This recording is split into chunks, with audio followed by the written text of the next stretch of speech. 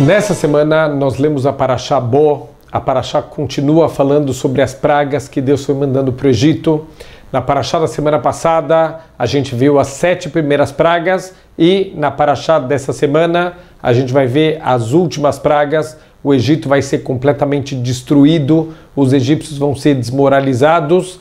Midah keneged midah, medida por medida, da mesma forma que eles se alegraram de destruir a vida dos judeus, de causar sofrimentos, assim também Deus vai fazer com o Egito, vai destruir toda a estrutura egípcia e vai causar sofrimento para os egípcios. Deus, ele avisa para Moshe Rabbeinu preparar a saída do povo judeu, porque está se aproximando a última praga, a morte dos primogênitos. Então ele avisa para Moshe que meia-noite ele vai passar sobre o Egito e ele vai matar os primogênitos de todas as casas egípcias e ele vai poupar os primogênitos do povo judeu. Quando Moshe ele vai avisar sobre essa última praga, ele muda um pouco a ordem de Deus. Ele avisa que por volta da meia-noite Deus vai passar para matar os primogênitos egípcios. E quando ocorre a praga, está escrito explicitamente que exatamente na meia-noite Deus ele passou sobre o Egito e ele matou os primogênitos egípcios.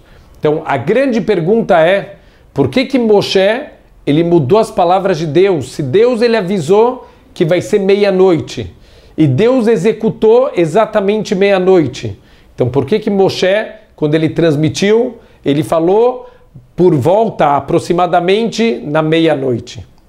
Então o Rashi, comentarista da Torá, ele explica que Moshe estava preocupado. Moshe pensou o seguinte: Deus, certeza, ele vai cumprir a palavra dele, exatamente meia-noite ele vai passar sobre o Egito e ele vai aplicar a última praga e os primogênitos vão morrer.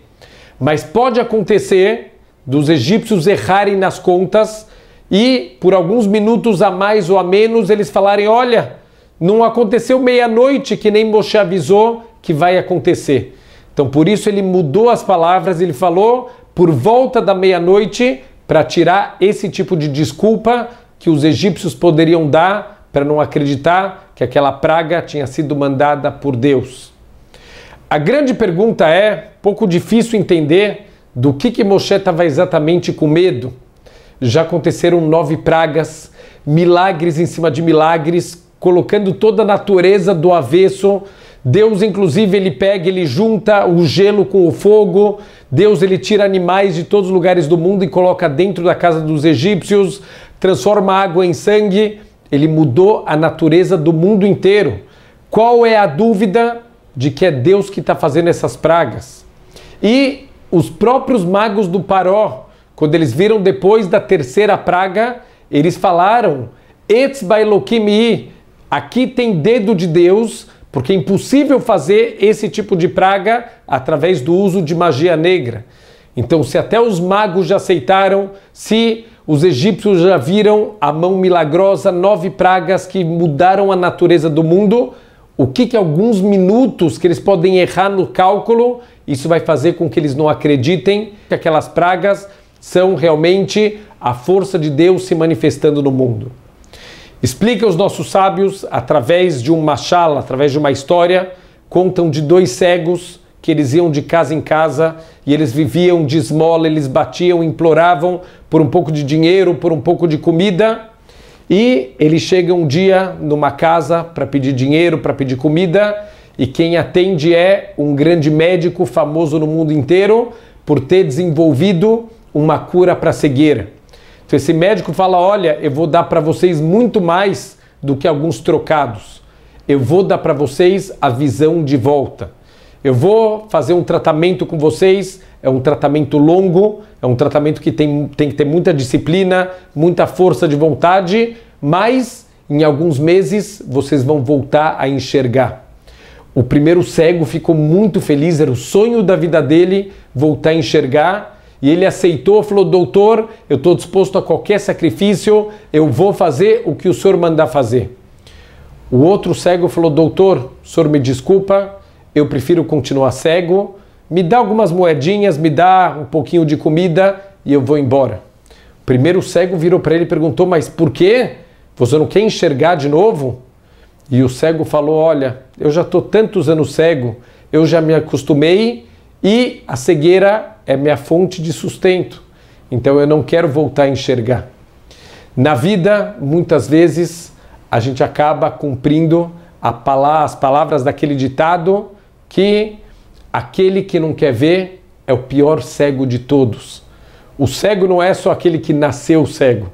Cego também é a pessoa que não quer enxergar as coisas mais óbvias.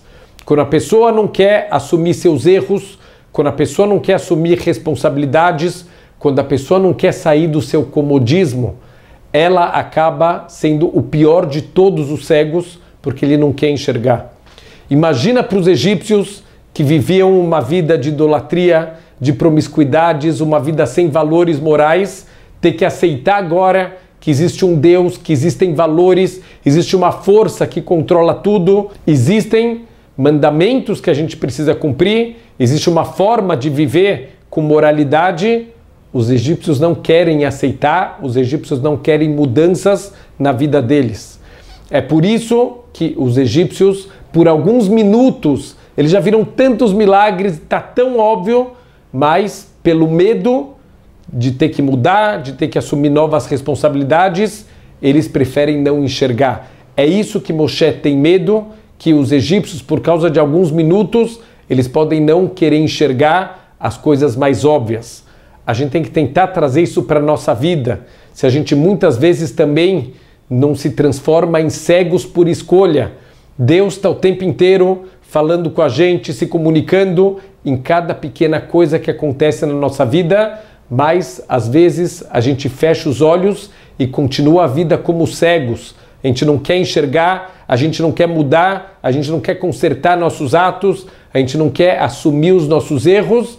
Então a gente tem que aprender dos egípcios que mesmo as coisas mais óbvias, quando a gente não quer enxergar, a gente consegue virar o pior dos cegos, que é aquele que é um cego por escolha.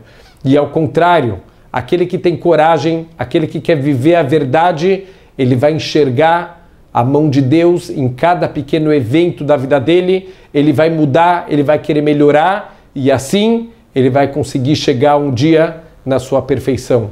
Shabbat Shalom.